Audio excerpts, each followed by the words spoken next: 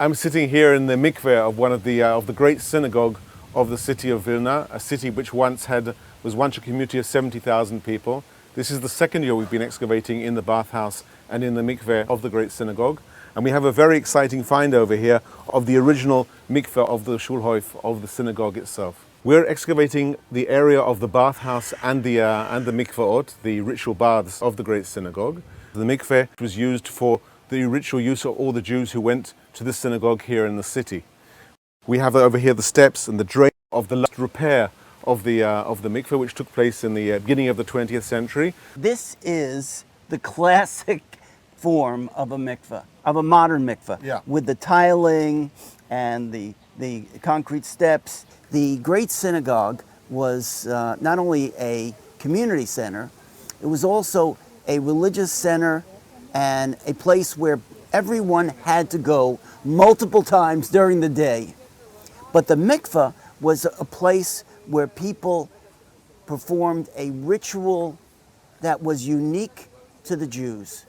It was, for some people, a monthly, for some people a weekly, and for some people a daily ritual that they would come to the mikveh to purify themselves in order to pray.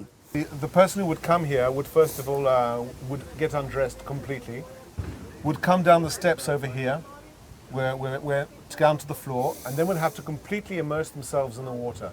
The water would have to completely cover them. So the height of this bath, as you can see today, is not the original height of the bath. The height of the bath originally would have been about this high. And the kind of water in the pool was also special. It had to be what was called living water.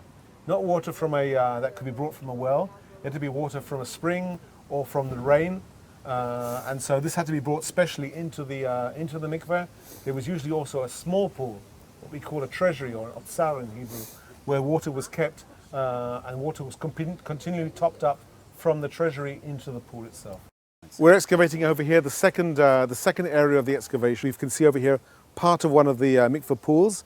We can see the place for the immersion, which is decorated with white tiles and a yellow floor, and also a smaller pool at the side, which is for the otsar, the place where the water was collected for pouring into the pool to make properly kosher for ritual use.